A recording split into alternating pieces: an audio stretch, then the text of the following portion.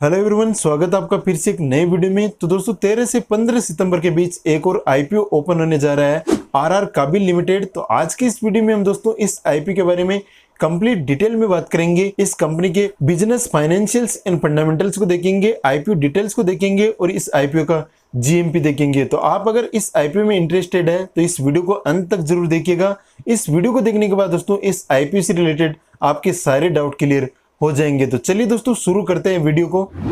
सबसे पहले दोस्तों इस कंपनी के बिजनेस की बात करें तो ये कंपनी इनकॉर्पोरेट हुई थी 1995 में, और ये कंपनी दोस्तों कंज्यूमर इलेक्ट्रिकल प्रोडक्ट्स बनाने वाली कंपनी है, जो कि दोस्तों residential, commercial, industrial and infrastructure purpose के लिए कंज्यूमर इलेक्ट्रिकल प्रोडक्ट्स प्रोवाइड करती है। कंपनी ने अपने प्रोडक्ट्स को दो ब्रॉड सेगमेंट में डिवाइड कर रखा है। इसमें दोस्तों पहला है वायर्स एंड केबल्स। इसमें दोस्तों सारे वायर शामिल है, चाहे वो हाउस वायर हो, चाहे वो इंडस्ट्रियल वायर हो, चाहे कोई स्पेशल वायर हो। और दूसरा है एफएमईजी यानी फास्ट मूविंग इलेक्ट्रिक गुड्स। इसमें दोस्तों स्विचेज है, लाइट्स है, फैंस है, अप्लायंसेस है। तो इस प्रकार दोस्तों यहाँ पर कंपनी ने अपने प्रोडक्ट्स को दो ब्रॉड सेगमेंट में डिवाइड कर रखा है। इसके बाद दोस्तों कंपनी की मैन्युफैक्चरिंग यूनिट्स की बात करें तो यहाँ पर दोस्तों कंपनी के पास फिलहाल दो मैन्युफैक्चरिंग यूनिट्स है, जो कि दोस्तों दोनों की दोनों वाघोडिया गुजरात में लोकेटेड है, और यहीं से ये अपने सारे मैन्युफैक्चरिंग ऑपरेशंस को रन करती है। तो इस बार दोस्तों कंपनी का जो सेक्टर है काफी अच्छा है, इलेक्ट्रिकल सेक्टर की कंपनी है, काफी डिमांडिंग सेक्टर ये माना जाता है।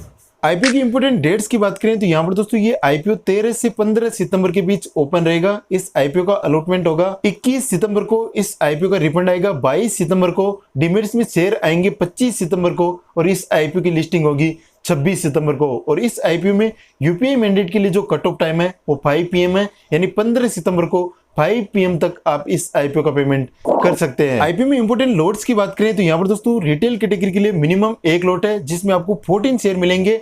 एसएसएनआई में अगर आप अप्लाई करना चाहते हैं तो यहाँ पर आपको मिनिमम 14 लॉट के लिए अप्लाई करना पड़ेगा, और बिग एचएनआई में अगर आप अप्लाई करना चाहते हैं तो यहाँ पर आपको मिनिमम 70 लॉट के लिए अप्लाई करना पड़ेगा। तो अलग अलग कैटेगरी में अगर आप आईपीओ अप्लाई करते हैं तो इन लोड साइज को भी जरूर ध्यान में रखिएगा। आईपीओ का प्राइस में 983 रुपए से 1035 रुपए पर शेयर है। यहाँ पर दोस्तों आपको रिटेल कैटेगरी में कट ऑफ प्राइस को सिलेक्ट करना है, और एचएनआई कैटेगरी में अगर आप आईपीओ अप्लाई करते हैं तो वहां पर आपको 1035 रुपए एंटर करना है। वहां पर आपको कट ऑफ प्राइस को सिलेक्ट नहीं करना है, क्योंकि दोस्तों वहां पर हमें अपनी बिड के लिए अपने प्राइस को मेंशन करना होता है। तो एचएनआई कैटेगरी के केस में दोस्तों आपको इस बात को हमेशा ध्यान में रखना है। आईपीओ का टोटल इश्यू साइज 1964 करोड़ रुपए है। इसमें से दोस्तों हमें 180 करोड़ रुपए का प्रेस इश्यू देखने को मिलेगा, और 1784 करोड़ रुपए का ओपर फोर सेल देखने को मिलेगा। तो यहाँ पर दोस्तों मेजरली पार्ट आईपीओ का ओपर फोर सेल है। यहाँ पर ये कंपनी के काम में आने वाला नहीं है। यहाँ पर कंपनी को प्योरली 180 करोड़ रुपए मिलने वाले हैं, जिससे कंपनी अपनी वर्किंग कैपिटल की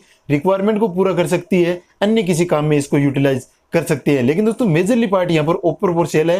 यहाँ पर प्रोमोटर्स अपनी होल्डिंग को सेल करने वाले हैं। तो यहाँ पर दोस्तों हमें इस बात को ध्यान में रखना है कि यहाँ पर जो मेजरली पार्ट है वो ओपर फोर सेल है। तो इस प्रकार के आईपीओ में दोस्तों उतना लिस्टिंग गेन देखने को नहीं मिलता, क्योंकि कंपनी अगर टोटल इश्यू साइज का मेजर पार्ट ओपर फोर सेल लेकर आती है तो उसका दोस्तों कहीं ना कहीं आईपीओ पर नेगेटिव इंपैक्ट पड़ता है। आईपीओ में एम्प्लॉइज के लिए 98 रुपीज पर शेयर का डिस्काउंट भी देखने को मिलेगा। तो अगर आप इस कंपनी के एम्प्लॉई है तो आपको यहाँ पर एम्प्लॉय सेक्शन से आईपीओ में अप्लाई करने का मौका मिलने वाला है, और यहाँ पर आपको 98 रुपीज पर शेयर का डिस्काउंट भी देखने को मिलेगा। आईपीओ की लिस्टिंग बीएसई और एनएसई पर होने वाली है, और इस आईपीओ में रिटेल के लिए 35% का कोटा है, और एचएनआईज के लिए यहाँ पर 15% का कोटा है। तो यहाँ पर दोस्तों रिटेल कैटेगरी में अच्छा कोटा हमें देखने को मिल रहा है। अगर आप अलग अलग डीमेट अकाउंट से रिटेल कैटेगरी में ज्यादा से ज्यादा एप्लीकेशन लगाते हैं तो यहाँ पर आपके अलॉटमेंट के चांस थोड़े से हाई होने वाले हैं। कंपनी में प्रोमोटर्स होल्डिंग की बात करें तो फिलहाल इस कंपनी में प्रोमोटर्स की होल्डिंग 66.42% है, जो कि दोस्तों पोस्ट आईपीओ 62.77% रह जाएगी। इसके बाद दोस्तों कंपनी के फाइनेंशियल्स पर नजर डालें तो यहाँ पर दोस्तों टोटल एसेट्स फाइनेंशियल ईयर 2021 में 1715 करोड़ रुपए थी, जो कि दोस्तों फाइनेंशियल ईयर 2023 में बढ़कर 2633 करोड़ रुपए हो चुकी है। तो यहाँ पर दोस्तों हमें टोटल एसेट्स में अच्छी ग्रोथ देखने को मिल रही है। कंपनी का रेवेन्यू फाइनेंशियल ईयर 2021 में 2746 करोड़ रुपए के आसपास था, जो कि दोस्तों फाइनेंशियल ईयर 2023 में बढ़कर 5633 करोड़ रुपए से ज्यादा हो चुका है। तो यहाँ पर दोस्तों हमें रेवेन्यू में भी अच्छी ग्रोथ देखने को मिल रही है। कंपनी का profit after tax financial year 2021 में 135 करोड़ रुपए से ज्यादा था, जो कि दोस्तों फाइनेंशियल ईयर 2023 में बढ़कर 190 करोड़ रुपए के आसपास हो चुका है। यहाँ पर दोस्तों हम 2022 से कंपेयर करेंगे तो थोड़ा सा हमें डिप देखने को मिल रहा है, लेकिन ओवरऑल यहाँ पर कंपनी का प्रॉफिट भी काफी अच्छा है। कंपनी की नेटवर्थ फाइनेंशियल ईयर 2023 में 1390 करोड़ रुपए से ज्यादा है और कंपनी पर टोटल डेट फाइनेंशियल ईयर 2023 में 516 करोड़ रुपए के आसपास है, जो कि दोस्तों डेट टू इक्विटी रेशियो में देखें तो 0.36 के आसपास है। तो यहाँ पर दोस्तों कंपनी के लिए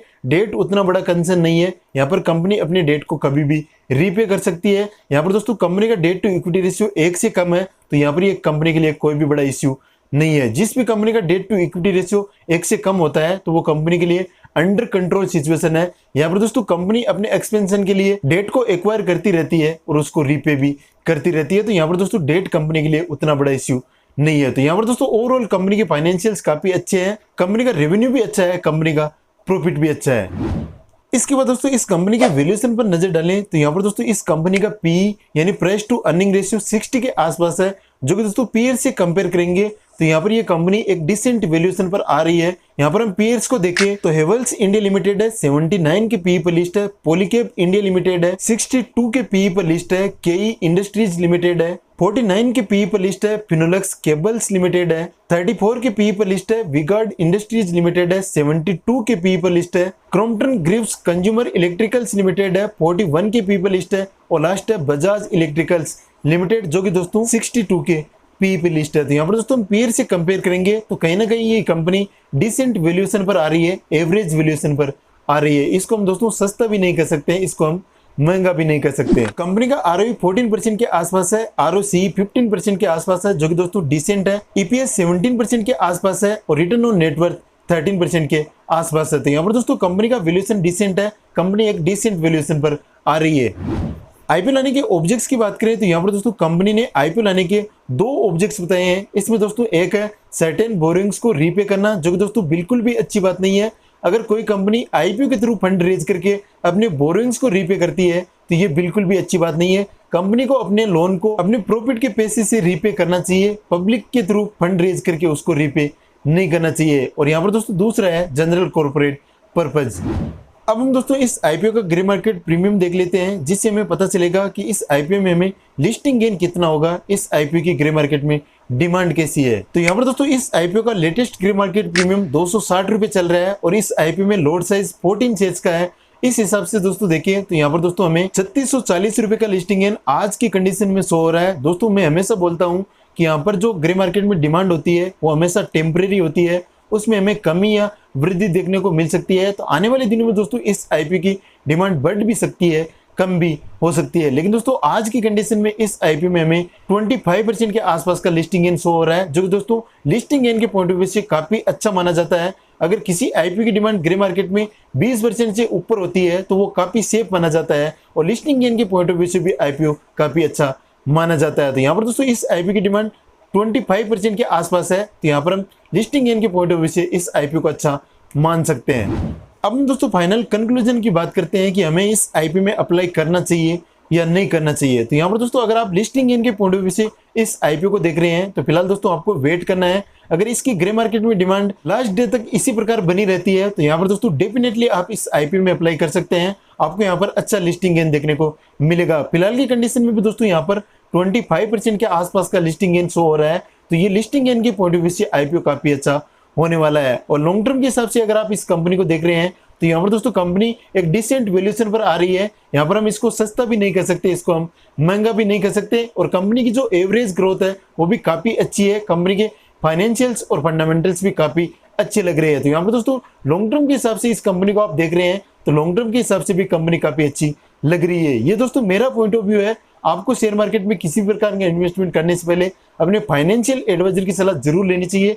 बिना फाइनेंशियल एडवाइजर के आपको किसी भी प्रकार का इन्वेस्टमेंट शेयर मार्केट में नहीं करना चाहिए। तो इस प्रकार दोस्तों इस वीडियो में इतना ही। अगर आपको वीडियो पसंद आया तो वीडियो को लाइक करें, चैनल पर आप नए हैं तो चैनल को सब्सक्राइब करें, साथ में बेल नोटिफिकेशन को जरूर ऑन करें ताकि जैसे ही कोई वीडियो अपलोड हो तो उसका नोटिफिकेशन आपको देखने को मिल जाए। तो चलिए दोस्तों मिलते हैं आपसे नेक्स्ट वीडियो में, तब तक के लिए जय हिंद, कीप लर्निंग।